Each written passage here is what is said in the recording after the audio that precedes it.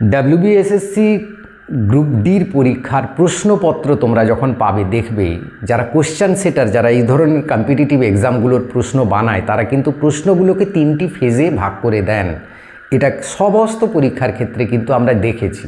কীরকম সেই 3টি ফেজ না, কিছু প্রশ্ন থাকবে, প্রায় 50% প্রশ্ন থাকবে, অর্থাৎ তোমাদের 40টা প্রশ্ন থাকবে, তার মধ্যে 50% মানে 20টা প্রশ্ন থাকবে খুব মানে ইজি প্রশ্ন, অর্থাৎ প্রায় সবাই করতে পারবে এবং সবাই সঠিক করতে পারবে। তারপরের সেকেন্ড ফেজের যে কিছু প্রশ্ন থাকবে সেগুলো কিন্তু একটু মাঝারি ধরনের, অর্থাৎ তুমি পড়েছো কিন্তু উত্তরটা একটু কঠিন মনে হচ্ছে, অপশানগুলো কিছু ট্রিকি অপশান দেওয়া রয়েছে, তুমি উত্তরটা চুজ করে উঠতে পারছো না, সেরকম কিন্তু 30% মানে 10 থেকে 12টা প্রশ্ন থাকবে। বাকি 20% মানে 8টা কি 10টা এরকম যে প্রশ্ন থাকবে, সেই প্রশ্ন কিন্তু একটু ডিফিকাল্ট লেভেলের থাকবে। যারা একটু ডেপথে পড়াশোনা করেছে বা যারা ভাস্ট পড়াশোনা করেছে তারা ছাড়া কিন্তু অ্যাটেন্ড করতে পারবে না, বা তোমার ক্ষেত্রে সেটা খুব কঠিন মনে হতে পারে।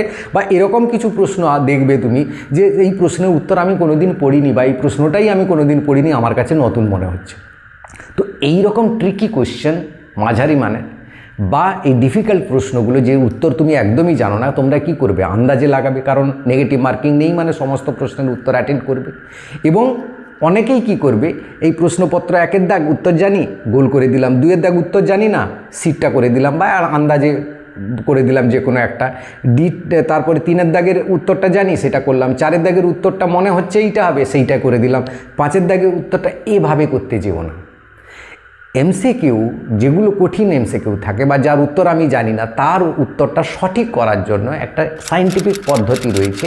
কিছু সায়েন্টিফিক পদ্ধতি তুমি যদি অ্যাপ্লাই করে চলো পরীক্ষার হলের মধ্যে এবং সঠিকভাবে যদি অ্যাপ্লাই করো, তাহলে সার্ভে রিপোর্ট বলছে প্রায় 80 to 90% চান্সেস আছে ঠিক হয়ে যাওয়ার।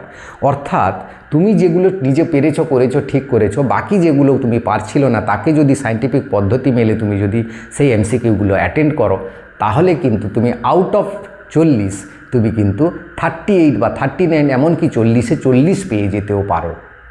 আজকে সেই পদ্ধতিগুলোই বলবো, তাই ভিডিওটা শেষ পর্যন্ত দেখো। ভালো লাগলে লাইক করে বন্ধুদের শেয়ার করে দিও, চ্যানেলে নতুন হলে চ্যানেলটা সাবস্ক্রাইব করে নিও।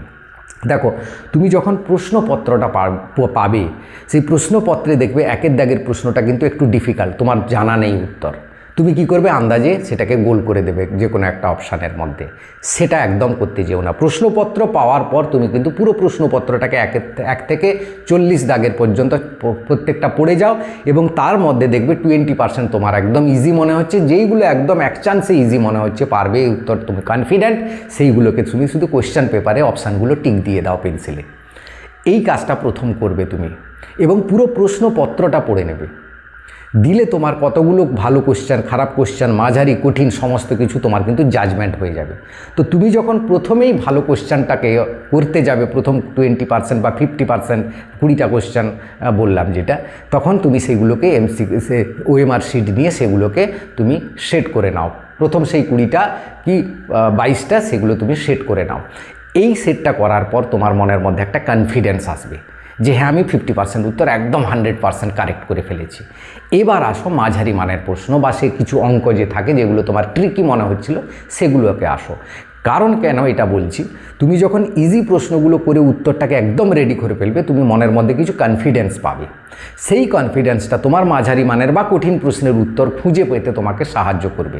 কারণ মাইন্ড যদি কুল না থাকে, তুমি প্রথম দাগের প্রশ্নটাই কঠিন দেখে সেটাকে আন্দাজে করলে তোমার মনের মধ্যে সবসময় যে ওই 1-এর দাগেরটা তো মনে হয় ভুল হবে, তারপরে 4-এর দাগেরটাও তো সেটাও আন্দাজে মেরেছে, সেটাও ভুল হবে। এই চিন্তাগুলো তোমাকে কিন্তু টেনশানে, চাপের মধ্যে ফেলে দেবে, তোমার ব্রেনকে ঠিকভাবে কাজ করতে দেবে না। অ্যাড্রিনালিন সিক্রিশন জোর হবে এবং তার সাথে হার্টবিট বাড়তে থাকবে, পালস রেট বাড়তে থাকবে, বুক ধড়পড়, এবং টেনশনের মধ্যে ঘামতে থাকবে, আর কোনো কিছুই সহজগুলো ভুল করে আসবে। তুমি দেখবে তোমার বন্ধু বা তোমার ভাই যখন কোনো একটা পরীক্ষা দিয়ে আসে, তুমি যখন কোশ্চেন পেপারটা বাড়িতে দেখো, তখন তোমার মনে হবে হ্যাঁ, এর উত্তর জানি, বা এটার উত্তরও জানি, হ্যাঁ ওইটার উত্তরও তো জানি, এটার উত্তরও তো জানি, কী করেছিস রে? তোমার ভাই কিন্তু অনেকগুলো ভুল করে এসছে। কেন না, সেই এক্সাম হলের মধ্যে সেই টেম্পারমেন্টটা সে রাখতে পারেনি, যেটা তুমি ঘরে বসে ঠান্ডা মাথায় রাখতে পারলে বা সমস্ত তোমার মনে পড়ে গেল। এক্সাম হলে এই টেনশানটার জন্য কিন্তু জানা উত্তরও মনে পড়বে না, বা যা করা অঙ্কটাও ঠিকভাবে করে আসতে পারবে না। তাই টেনশনটাকে তোমাকে দূর করতে হবে এই পদ্ধতি অবলম্বন করে। তো 3টে ফেজে ভাগ করে নাও। প্রথম ফেজে তুমি প্রশ্নপত্রটা গো থ্রু করে নিলে, প্রথম 50% প্রশ্ন অর্থাৎ 20টা প্রশ্ন তুমি একদম কারেক্ট করে নিলে 100%। 50%-এ আমার 20তে 20 পেয়ে গেলাম।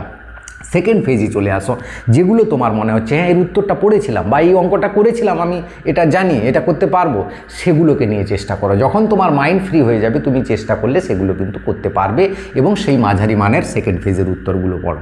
থার্ড ফেজে যেগুলো খুব ডিফিকাল্ট, যার উত্তর মানে প্রশ্নটাই কোনো দিন পড়োনি এরকম মনে হবে, বা উত্তরটা তোমার একদমই জানা নেই, তার ক্ষেত্রে এই দুটোর ক্ষেত্রে তুমি কিছু এমসিকিউ ট্রিক আজকে বলবো, সেইগুলোকে তোমাকে লাগাতে হবে। সেখানে 80 থেকে 90% চান্সেস রয়েছে কারেক্ট হয়ে যাওয়ার। কি সেই পদ্ধতি? দেখো, প্রথমে যে পদ্ধতি একটা তোমাদের থেকে আমি হঠাৎ করে একটা পেয়ে গেলাম, সেটাই তুলে আনলাম আর কি। বিদ্যাধরী ও রায়মঙ্গল নদী কোন দুটি নদীর, রায়মঙ্গল এই দুটি নদী মিলে কোন নদী তৈরি হয়েছে, এরকম কিছু প্রশ্ন থাকে না? তো আমি এগুলো তো এমসিকিউ স্টাডি করিনি বা কোনো আমি সাজেশনও দিইনি, তাই এগুলো আমার জানা নেই, তবু একটা এক্সাম্পল হিসাবে বলছি। দেখো, এখানে দামোদর অপশান আছে এ, বি আছে রূপনারায়ণ, 3 আছে হলদি নদী, 4 আছে ইছামতি। দেখো, এই 3টে নদী কিন্তু একটা অন্য দিকের নদী।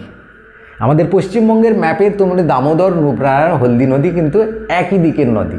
ইছামতিটা মনে হচ্ছে এটা একটু আলাদা দিকের নদী, আমি জানি না উত্তরটা, কিন্তু এইখানে এই 3টি নদীর কথা আমি তো ছোটোবেলা থেকেই পড়ে এসেছি, জানি এটা একদিকের নদী। তো এই নদীটা মনে হচ্ছে এই বিদ্যাধরী রায়মঙ্গল এই নদীর সঙ্গে মিলবে। তাহলে এভাবেই তোমাকে কিন্তু একটা বেছে নেওয়ার চেষ্টা করতে হবে, যেখানে তোমার একটা ট্রিক কাজে লাগবে। তুমি যে এতদিন ধরে পড়েছো, সেই বিদ্যাটাকে, তোমার যে কিছু জ্ঞান রয়েছে সেই জ্ঞানটাকে কাজে লাগিয়ে তোমার মনে হবে যে এই উত্তরটা ঠিক, সেরকমভাবে লাগাবে। এবার দ্বিতীয় ফেজ যেটা ট্রিক হচ্ছে এলিমিনেশন রাউন্ড, বলে না এলিমিনেশন রাউন্ড, সেই রকম এলিমিনেশন রাউন্ডে যাবে। কীরকম না, দেখবে অপশানের মধ্যে মনে করে একটা অঙ্ক বা কোনো একটা সাল বা কোনো কিছু একটা অপশানগুলো দেওয়া আছে, 4টে অপশানের মধ্যে একটা অপশান দেওয়া আছে যে বাকি 3টের সঙ্গে একদম পুরোপুরি আলাদা, তাদের সঙ্গে কোনো মিল নেই। এই অডটাকে আউট করে দিতে হবে। এই অড ম্যান আউটটাকে বলা হচ্ছে এলিমিনেশন রাউন্ড। এবার বাকি 3টের মধ্যে রয়েছে 5000, 6000, 8000। এই দেখো, 5000 এবং 6000-এর মধ্যে বেশি সিমিলারিটি রয়েছে। উত্তর আছে এই দুটোর মধ্যেই ভেবে নিতে হবে, অর্থাৎ তোমার এটাও বাদ চলে গেল, বাকি থাকলো বি অ্যান্ড সি, অর্থাৎ 50% তোমার কারেক্ট হয়ে গেল। বাকি 50% চান্সেস রয়েছে কোনটা, বি হবে না সি হবে। এই রকম কঠিন প্রশ্নের ক্ষেত্রে সাধারণত সিটটা ঠিক হয়। তুমি যদি সিটটা করো 80% চান্স আছে তোমার ঠিক হয়ে যাবে। তার মানে এই নয় বিটটা হবে না বা ডিটটা হবে না, একদমই 100% হবে না এটাও নয়, কিন্তু ম্যাক্সিমাম ক্ষেত্রে সিটটা ঠিক হয়। তোমার যদি জানা থাকে যে ডিটটা ঠিক হয় তাহলে লিখবে, না হলে কিন্তু সিটটা করে আসবে। এবার দেখো, ডিফিকাল্ট অপশান কিছু আছে, প্রশ্ন সহজ, ডিফিকাল্ট অপশান রয়েছে এমন কোনোটাই কি বেছে নেওয়া যাচ্ছে না, মনে হচ্ছে না, একদম 4টের মধ্যে ঘোল পাকিয়ে গেছে, এরকম কঠিন কোশ্চেনের মধ্যে থাকে উত্তর বি এবং সির মধ্যে থাকে, এই দুটোর মধ্যে থাকে। এবং দেখা গেছে কঠিন প্রশ্নগুলোর মধ্যে সিটা কিন্তু বেশিরভাগ ক্ষেত্রে ঠিক হয়। তোমাকে সিটাকে কারেক্ট করে আসতে হবে, তবেই তুমি কিন্তু বেশি চান্সেস রয়েছে ডিফিকাল্ট প্রশ্নে। এই ট্রিকটা কারা লাগবে? যারা বেশিরভাগ প্রশ্নের উত্তর করে ফেলেছে, বাকি 2-5টা অঙ্কে 2-5টা জায়গায় আটকে গেছে, সেইটাতে যে একদমই পড়াশোনা করেনি সবগুলোতে এই ট্রিক লাগালে সে কিন্তু ফেল করে যাবে। এবার এক্সট্রা অর্ডিনারি কিছু প্রশ্ন থাকবে বা অপশান থাকবে, সেগুলো তোমাকে কিছু করতে হবে। এক্সট্রা অর্ডিনারি কীরকম? 4টে অপশান দেওয়া আছে, এ বি সি ডি, ডির উত্তরে লেখা আছে উপরের সবকটি। এরকম ক্ষেত্রে মনে যদি হয় এ বি সি কোনোটাতেই উত্তর নেই, তুমি তখন কিন্তু ডিটা হবে সঠিক উত্তর। ডিটাকে চোখ বন্ধ করে সেট করে আসবে, ডিটা হবে কারেক্ট উত্তর। এইটাকে বলা হচ্ছে এক্সট্রা অর্ডিনারি, ডি উত্তর হবে কারেক্ট। এবার 5-এ দেখো, 5 নাম্বার ট্রিক বলছে, তুমি যখন একটা প্রশ্ন পড়লে তার প্রথম অপশান এ দেওয়া আছে যেটা, সেটা সঠিক উত্তর, তুমি চোখ বন্ধ করে এরটাকে সেট করে দিলে, কারণ তুমি কনফিডেন্ট এর উত্তরটা 100% ঠিক, হ্যাঁ ঠিক আছে, এটা করে দিলে। কিন্তু তুমি দেখলে না, বাড়িতে এসে কি দেখলে না, বির দাগেরটা ভুল অপশান, পরীক্ষার হলেও দেখেছো এরটা ঠিক বিটা ভুল, সিটটা তুমি দেখোনি, কারণ তুমি এতটাই কনফিডেন্ট এরটাতেই ঠিক হবে বলে সেটাকে, আর বিটা দেখেছো ভুল আছে, অর্থাৎ আর সি ডি দেখার দরকার নেই। তো এই জন্য তারপরে সির অপশানটা দেখলে বাড়িতে এসে সেটাও ঠিক রয়েছে, এবং ডির অপশানটায় দেখলে এ এবং সি উভয়ই সঠিক, এ এবং সি উভয়ই সঠিক লেখা আছে। তাহলে উত্তরটা এও হবে না, সিও হবে না, অপশানটা হবে ডি, কারণ দুটো এখানে অপশান ঠিক আছে। তাহলে উত্তর এ ও সি উভয় ঠিক, এইটা হবে সঠিক উত্তর। তাহলে তোমাকে কি করতে হবে, প্রত্যেকটা প্রশ্নের প্রত্যেকটা অপশানকে একটু পড়তে হবে, নাহলে কিন্তু তুমি বিপদে পড়ে যাবে। এরকম একটা কি দুটো প্রশ্ন অবশ্যই থাকবে, দেখবে। ভিডিওটা ভালো লাগলে সবাইকে শেয়ার করে দিও। Thank you for watching.